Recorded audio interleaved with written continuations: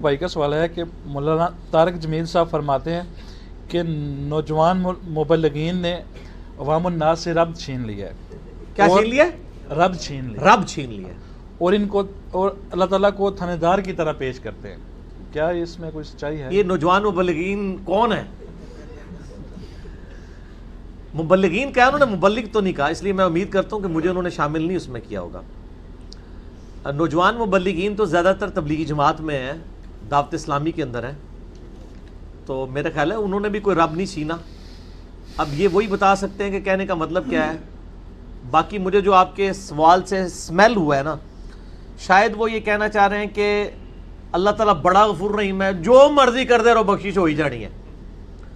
تو سر اگر یہ کسی کا کانسیپٹ ہے نا تو اس کو قرآن کی الف بے نہیں پتا. ڈاکٹر اسرار صاحب رحمہ اللہ تعالیٰ میرے استاد ہیں، میں نے ان سے بہت کچھ سیکھا ہے. اللہ تعالیٰ ان کو نیک کاموں کا اجر دے اور ان کی برائیوں سے درگزر فرمائے.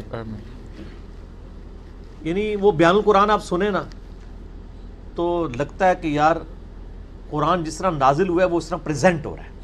جس نے قرآن نہیں پڑھا نا وہ تو یہی سمجھتا ہے کہ شاید اللہ تعالیٰ کو ایک بوڑھی نانی اماں ہے جس نے یہ لوگ پیدا کیے ہیں اور ایک شغل ملا گیم ہے، اینڈ پہ ساروں کو ہی چھوڑ دے گا. جناب اگر یہ معاملہ ہوتا تو انبیاء اور کتابیں آتی. امام محمد غزالی نے کیمیائے سعادت میں لکھا ہے کہ جو علماء ممبروں پہ چڑھ کے لوگوں کو یہ بتا رہے ہیں نا کہ اللہ تعالیٰ بڑا غفور الرحیم ہے، وہ سب کو بخش دے گا چاہے جس طرح کی مرضی زندگی گزارو، وہ اصل میں یہ بتانا چاہ رہے ہیں کہ اللہ تعالیٰ کے پیغمبر جھوٹے تھے نعوذ باللہ، ان کے ساتھ جو کتابیں نازل ہوئیں، یہ اس میں جو وعیدیں آئی ہیں کہ جو نافرمان ہیں ان کو دوزخ میں جھونکا جائے گا، یہ سب کا سب جھوٹ ہے اور وہ یہ صحیح کہہ رہے ہیں. پھر امام غزالی کہتے ہیں ایسے علماء واجب القتل ہیں.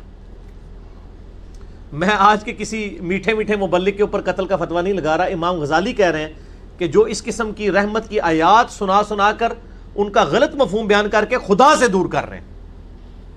یہ تو یہودیوں کا یہی تو عقیدہ تھا. سورۃ البقرہ میں آتا نا، وہ کہتے ہیں کہ ہمیں اللہ تعالیٰ چند دنوں کے لیے ڈالے گا دوزخ میں پھر نکال لے گا، ہم تو اللہ کے چہیتے ہیں. اللہ تعالیٰ ماتا ہے تم نے کوئی عہد لیا ہوا ہے اللہ سے؟ سورہ بقرہ شروع میں اسی لیے ہے کہ تم سے ایک پہلے تم سے زیادہ لاڈلی امت تھی، اس حوالے سے کہ اس میں زیادہ پیغمبر آئے، 3 کتابیں نازل ہوئیں، تورات زبور انجیل. لیکن جب انہوں نے ہم سے روگردانی کی تو ہم نے دیکھو اسے ضربت علیہم الذلہ والمسکنہ، ان پہ ایسی ذلت اور مسکنت آج تک طاری ہے. تو سر یہ باتیں کرنا تھانے دار والا معاملہ نہیں. قرآن کا اسلوب ہی بڑا سخت ہے، اس میں کوئی شک نہیں. اور میں اکثر بتاتا ہوں 2011 کی بات ہے، ہمارے محلے میں ہی ایک مسجد، یعنی لڑکیوں کا ایک مدرسہ ہے اہل حدیث کا.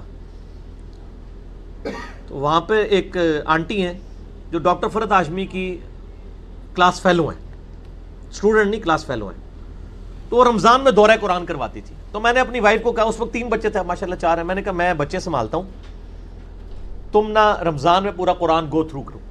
وہ صبح 9 سے لے کے 12 بجے تک ایک پارہ کور کرواتی تھی، پورے رمضان میں قرآن ختم.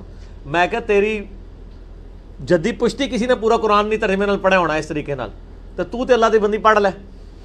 اچھا جب وہ قرآن پڑھ کے مکمل ہو گیا کورس، میں نے اس کو کہا کہ تم نے کیا سیکھا؟ تو اس نے ایک جملے میں کنکلوڈ کیا. اس نے کہا جی مجھے جس خدا کا تعارف کروایا گیا تھا نا اس معاشرے کی طرف سے اور میرے ماں باپ کی طرف سے، وہ خدا کوئی اور ہے، اور جو خدا قرآن میں ہے نا وہ کوئی اور ہے. میں نے کہا کیا مطلب؟ اس نے کہا خدا تو بڑا ڈاڈا ہے. یہ تھانے دار اور یہ وہ اس طرح کے ٹرمز ڈیوائز کر رہے ہیں. آپ ذرا قرآن تو پڑھ کے دیکھیں. قیامت کے دن اللہ نے اپنا نام کیا رکھا ہوا ہے؟ للہ الواحد القہار. لمن الملک اليوم للہ الواحد القہار. آج کے دن کس کی بادشاہت ہے؟ اس اکیلے قہار کی جو سب پہ چھایا ہوا ہے. سورۃ المومن میں آتی ہے آیت، جسے سورہ غافر بھی کہتے ہیں. پھر صحیح بخاری میں حدیث ہے، نبی صلی اللہ علیہ وآلہ وسلم ایک چوراہے سے گزرے، کچھ اصحاب جو ہیں وہ ہنس رہے تھے. آپ رک گئے. آپ نے فرمایا جو کچھ میں جانتا ہوں نا تم جانتے ہوتے تو بہت کم ہنستے، زیادہ روتے. تو نبی اسلام کا تو مبارک زندگی میں تو بڑی سنجیدگی ہے. اگر کوئی یہ سمجھتا ہے کہ بغاوت کی زندگی گزارے، اپنی مرضی کی زندگی، نہ، دنیا جو اللہ کی مرضی کی گزارے گا آخرت پھر وہ اس کی مرضی کی ہوگی. لیکن جو اپنی مرضی کی دنیا گزارے گا آخرت پھر اللہ کی مرضی کی ہوگی، یعنی دوزخ میں. وَلِعَوْذُ بِاللَّهِ تَعَالَى اللَّهُمَّ أَجِرْنَا مِنَ النَّارِ. یہ اتنا معاملہ آسان نہیں ہے. اللہ تعالیٰ سورہ حجر میں فرماتا ہے اعوذ باللہ من الشیطان الرجیم نبی عبادی انی انا الغفور الرحیم، اے نبی علیہ السلام میرے بندوں کو خبر دے دو کہ میں بڑا بخشنے والا مہربان ہوں، لیکن پھر ساتھ ہی فرمایا کہ ان کو یہ بھی بتا دو کہ میرا عذاب وہ بھی بہت سخت ہے، بیلنس کرو۔ باقی یہ ٹھیک ہے، بخاری مسلم کی حدیث ہے کہ نبی علیہ السلام نے فرمایا کہ اللہ تعالیٰ نے مخلوقات کی پیدائش سے پہلے اپنے پاس عرش پہ یہ عبارت لکھ لی تھی کہ میری رحمت میرے غضب پہ سبقت لے جانے والی ہے، لیکن کس معاملے میں؟ باغیوں کے لیے نہ، ان لوگوں کے لیے جو پوری ایفرٹ پٹ کرے پھر بھی ان سے معاملات سیدھے نہ ہو، اللہ کی طرف رجوع لائیں۔ قرآن میں کہیں یہ نہیں ہے کہ ڈٹ کے گناہ کرو، باغی بنے رہو میں توبہ قبول کروں گا۔ قرآن میں ہمیشہ آیا ہے کہ آپ غلطی کر بیٹھو، اللہ کی طرف رجوع لاؤ، اس کے بعد اپنی اصلاح کرو، اللہ تعالیٰ کو بخشنے والا مہربان پاؤ۔